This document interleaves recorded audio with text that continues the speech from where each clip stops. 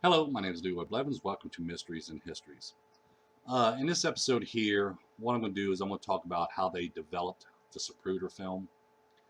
And the reason why I'm making a video on this, I made videos on this stuff before, but people still keep on asking the same question is, how come the gunman in the Zapruder film that I found, the reflection of him, can be seen through the whole film? Okay, now, like I said, when I do research, okay, I go in depth and I go in details and stuff like that. And I put some things together and trying to explain how it's done and the reason why that the gunman can be seen through the whole film. When I show this Zapruder film, as you see here, here's all the frames. As I point out, they got frame 001 right here, which shows the beginning of Elm Street. But as you noticed, there is no JFK's limo or nothing there. There's no motorcade or nothing there yet, just the police officers on their motorcycles. From 001, frame 001 through frame 0132, this is all we see is just a motorcycle police officers on our motorcycles coming down Elm Street. We don't see JFK's limo or anything. It's not until frame 133 is when we start seeing JFK's limo come into frame in a Zapruder film, but he's already coming down on Elm Street. We don't see the complete turn from Elm Street here, from Houston to Elm, because see where right here is where he's actually first seen right in this location here, which I'll pull it up right here. I'll bring it up. Here's 132. And remember, JFK's limo was first seen as right around this location here, as you see right here. Okay. When we go back, you see there's one marker here, one marker here, and one marker here. You see one marker here, one marker here. Well, JFK's limo is like on this marker right about here. Once we start seeing him come into play, as you see right here. The other marker's right back here. Here's where we first seen him. So he's already actually on Elm Street at this point when JFK's limo was first seen. Now, as I point out over in this location here, which I'll zoom in, we can see the reflection of the gunman right here. Okay. Now remember, when we're looking at the film, when he's first filming here, this is B side A, he's aiming towards the County Records building, right? Corner of Houston and Elm. And then on side B, he starts aiming his camera that way again, which records the corner of Houston and Elm, and again, the reflection of the gunman right there. Now, what we're going to do is we're going to go back here. When I point out in my research, and I got the same identical camera as you see right here, okay, the same kind of camera Mr. Zapruder used, I point out the fact that, hey, Mr. Zapruder had his camera on full zoom. Okay, this is the reason why he got the reflection of the gunman on the rooftop of the County Records building, because if he wasn't on full zoom, we probably wouldn't ever even seen him in the film, point blank period, because it would have been a real fine, smaller than what we see in the film, okay? But since he had on full zoom, it just made him a little bit bigger so we can actually see him. Number two is we know he was in full zoom because when I was down there and did my testing and stuff. But we also know that we cannot see the Newmans or anybody else that was in front of Mr. Zapruder. We just see a close-up of JFK's limo stuff. We don't even see the people on the far side there that much. But if he was on regular zoom, if he just didn't zoom all the way in, we would have seen all of that. But as I point out, here is the type of film that Mr. Zapruder was using. Now, when you look at it, it looks like 16 millimeter film. But, as you know, the Zapruder film is an 8 millimeter film, which is like this. When they develop it, you have side A and side B, which is right here. You got side A and side B. You have the top, bottom, bottom, top. So basically they're reversed. Now, one, I want to point out the fact that also Mr. Zapruder was filmed in slow motion. Now, if they would have went ahead and took this film and developed the normal way, like, send it out, let it go through the proper procedures and process of the film, one, the gunman's reflection will probably be seen in a few of the frames, but not in all the frames. But remember, we got to take consideration that they did a rush job on this, because when we look at even the Zapruder film, and this is why when we look at it and people says, "Oh, well, this different colors, different colors." No, the reason why they was speeding through this, because remember, this film was shot on November 22nd, 1963, around noon, 12:30 that day. It was fully developed around 4 o'clock, okay? And then Mr. Zapruder and them reviewed that film that same day and everything else. But this is what I'm trying to point out. If they took their time in developing it, if they went ahead and say, well, let's go ahead and send it out and done it the proper way, okay, one, yeah, the gunman's reflection would not be seen in there that much. Probably in the beginning of Elm Street, but that's it. The 2 shots when he was filming up Elm Street. But you wouldn't see him in the rest of the frames. 2 is we wouldn't be seeing double takes right here. As you see right here, we see double takes in the frames too. We've got the frame here, and then the frame below, we have a double take. As you see right here, we get these double takes. All right, you see how this is pushed up here? You see what I'm saying? Well, let me shrink this if you can't see it because I'm probably over here. See how this is pushed up? We got this double takes, okay? Now, if they, like I said, done it the proper way, we wouldn't have these double takes in the side of the sprocket hole area either. We wouldn't have that. So when we look at the Zapruder film, which I'm going to pull up right now, this is what it looks like right here. This is what we're looking at. Okay, as you see, I put frames back in there, in their position and stuff to show people what I'm talking about.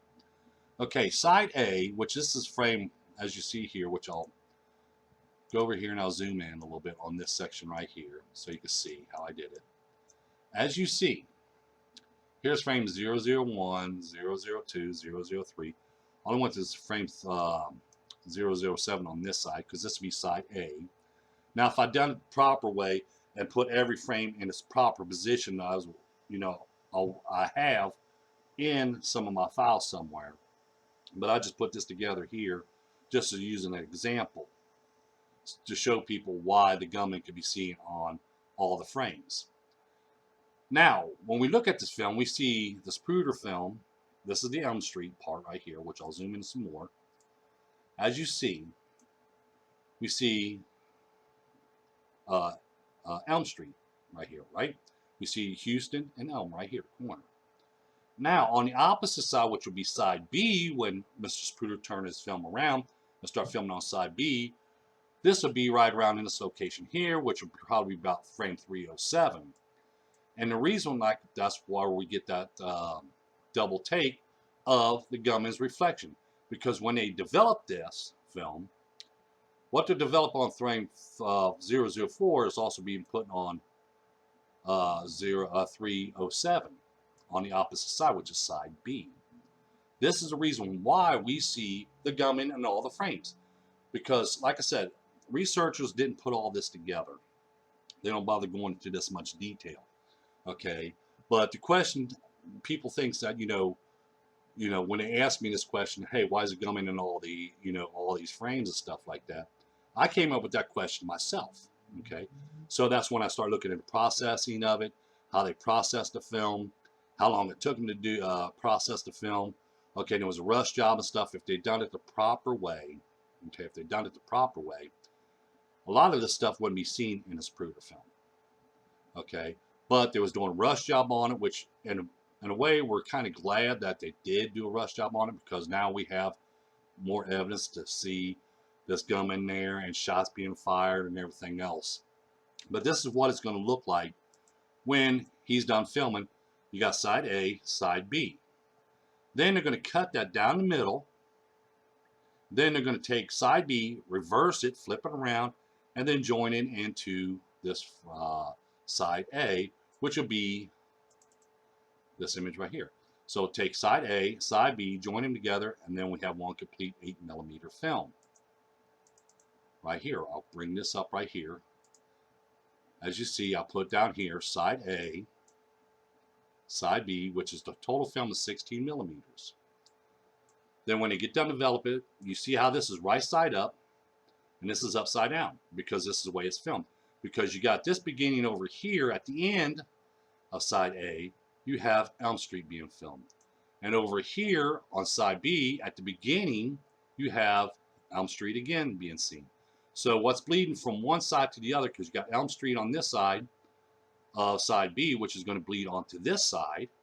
And then we got this side here, which is side A, is going to bleed on to side B. Whatever images that we see, certain things that we see in this film, we see in this one here too. That's why we're also getting that double take in between the sprocket hole areas as well. Then, after, like I said, after they get done cutting it, they'll turn side B around, as you see right here. Side A, side B, they'll turn it around, and then they'll join them together like this. They'll join them together like this. Now we have 8mm film. But this is the reason why we see the gunman in the Zapruder film. And we see him in all the frames. It's because the way they process this film.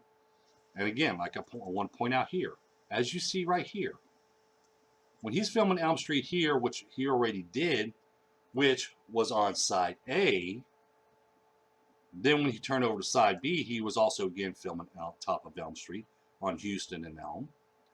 And when this part of the frame or part of the movie comes in play, as you see here, which we see Mary Mormon and Gene Hill and stuff like that, on the opposite side of that frame is Elm Street again. On the opposite side of this frame is Elm Street on this side of the frame. You see what I'm saying? That's why we see the gunman in all the frames, because one, they fast process, and two is Elm Street is on the opposite side of these frames as well. Just like when we go to the beginning, Elm Street is on the opposite side of the frames, which shows Zapruder's family, which you'll see the gunman in the Zapruder family part of the film. And in the part where Mrs. Setzman's talking to the couple and stuff, you also see that gunman's reflection there too, because that part of Elm Street was also filmed on there. So on side B bleeds over to side A on that part, and that's why the gunman's reflection still be seen through every single frame. Because we got Elm Street being recorded and filmed on side A, and we have Elm Street, corner of Houston and Elm, being filmed on side B. And when you line these up, and when I show you this, okay, like when it gets to this part here, like I said, I'm just put this together. This is not the proper order of the frames, but this is, I'm going to zoom in. As you see right here, which I know I'm down here, but we can look up here above me. You see what's being, Elm Street being filmed on this side, on side A, when it's together. What's on the opposite side? Frame 305. And it shows Mary Mormon and Gene Hill. Okay. JFK right here in the limo and stuff. This is why we're getting that and taking that double reflection and that double image, because of fast process. If they didn't do a fast process on it, we wouldn't actually see that gunman. Only in the frames of Elm Street, showing the corner of Elm and Houston Street, we'll see it in that frames there. But since they did a rush job on it and a fast job on it, that's why it bleeds over to the opposite side when they do their intake, when they was filming it, as we went through it real fast. Because a slow process, actually it's supposed to be a slow process. You're supposed to develop it a little bit at a time. Then once you get done making the complete development of the whole film, okay, then you have to cut this film, as you see right here. They have to cut the film right down the center.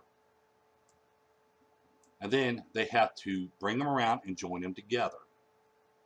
So when we look at this, we're going to say, okay, well, side A has the corner of Houston and Elm Street.